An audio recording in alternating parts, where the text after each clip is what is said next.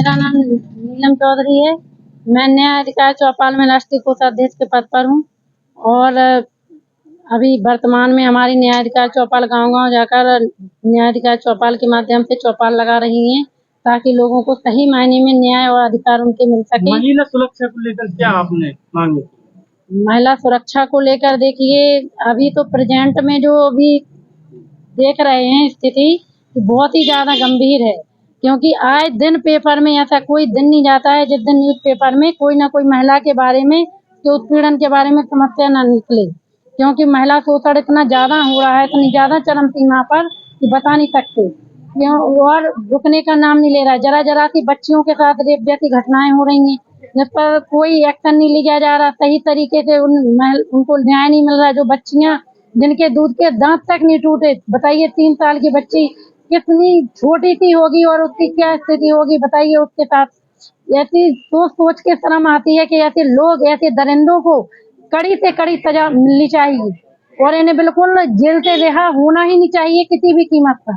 तभी जाके महिला शोषण में रुकावट होगी, तभी सही मायने में सुरक्षा। और इसके साथ साथ मैं एक चीज और कहूंगी कि अभी हम लोग कुछ योजना बना रहे हैं कि हम अपने न्याय अधिकारी चौपाल के माध्यम से जो किशोरियां हैं 12 साल से लेकर 20 साल तक की, जो टीन एज होती है, इस एज में स्कूलों में केवल उन्हें लेसन से संबंधित पढ़ाया जाता है, ना कि उन्हें व्यवहारिक ज्ञान दिया जाता है कि समाज में कैसे रहना है।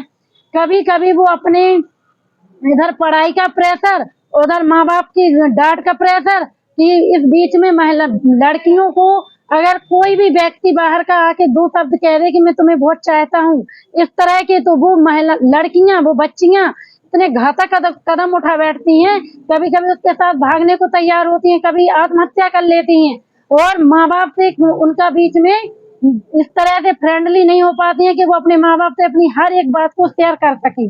तो हम ये चाहते हैं कि महिलाओं को इसके लिए विशेष प्रशिक्षण, लड़कियों को, किशोरियों को स्कूल में जा जाकर हमारी न्याय अधिकारी चौपाल किशोरियों को प्रशिक्षण देंगे हम, ताकि वो अपने माँ बाप से, अपने परिवार के साथ मधुर संबंध रखें और अपने माँ बाप से हर बात शेयर कर सके।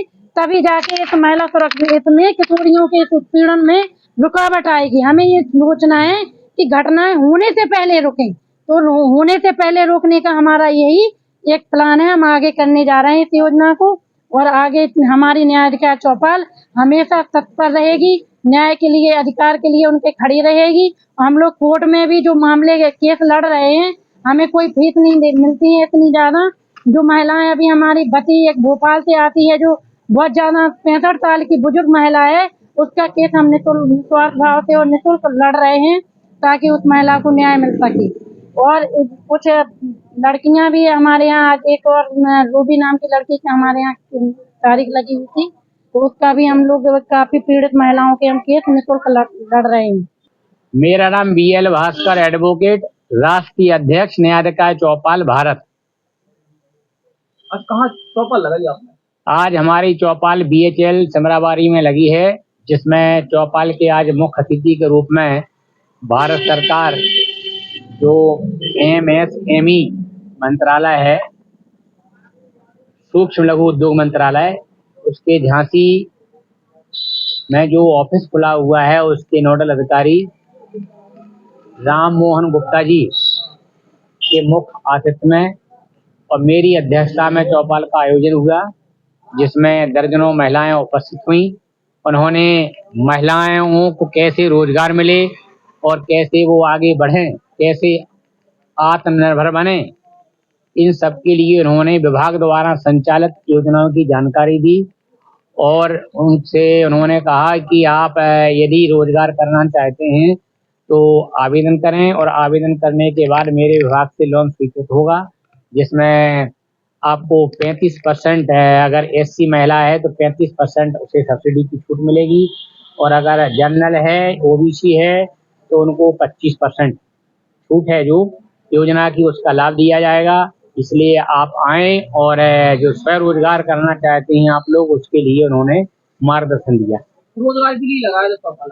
रोजगार के साथ साथ जो महिलाओं के साथ उत्पीड़न हो रहा है, जो महिलाओं की समस्याएं हैं, उनके लिए महिला चौपाल इस समय हम लोग लगा रहे हैं हर गांव-गांव में, क्योंकि आप देख रहे हैं कि चाहे आपके चैनल के माध्यम से हो या समाचार पत्रों के माध्यम से आज इतनी ऐसी घटनाएं घट रही हैं कि छोटी छोटी जो बच्चियां हैं 3 साल की 6 साल की, उनके साथ रेप की घटनाएं सामने आ रही हैं, जिनको पढ़ करके और सुन करके ही एक आत्मग्लानि होती है और बड़ा दुख होता है कि आज हम किस दिशा में जा रहे हैं।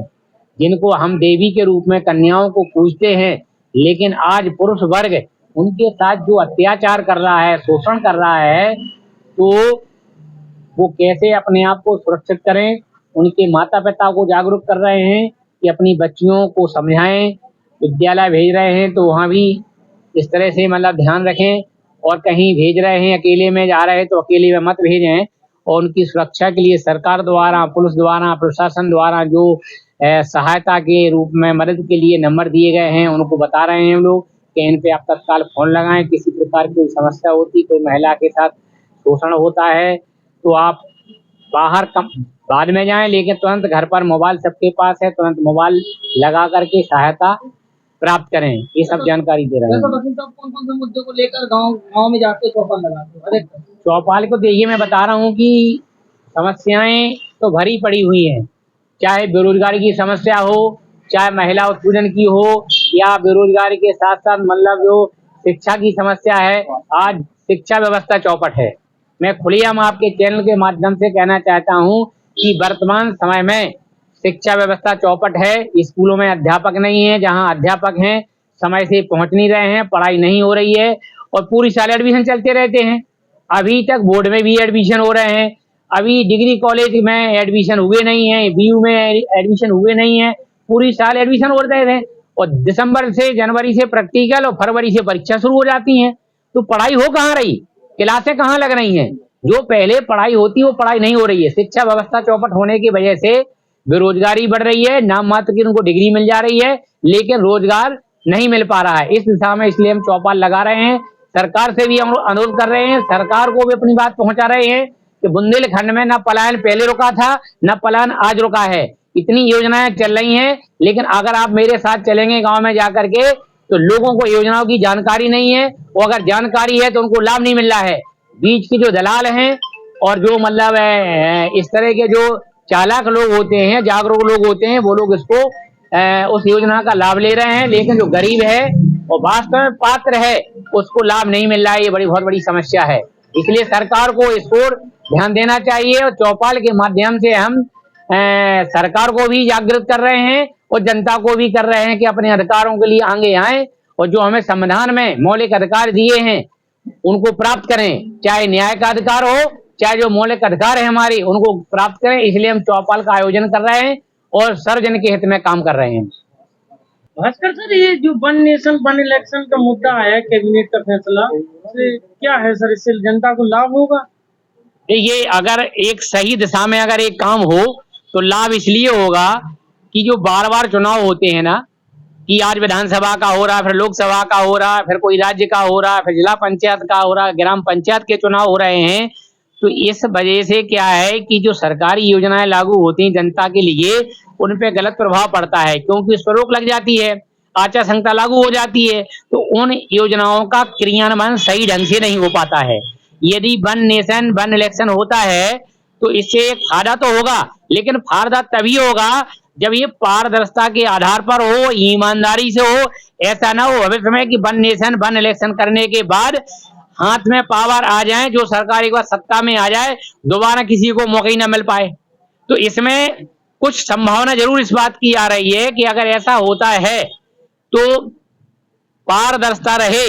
नहीं तो जैसे कई राष्ट्रों में देखने को मिल रहा है, चाइना है, रूस है, तो उसमें एक बार बन गया तो वही पावरफुल में चल रहा है, फिर जनता की सुनाई नहीं हो रही है। तो ऐसा ना हो। वन नेशन वन इलेक्शन इसलिए फायदेमंद है, यदि एक साथ सभी चुनाव हो जाते हैं और सही ढंग से योजनाओं को लागू किया जाए तो निश्चित तौर से ये फायदेमंद है।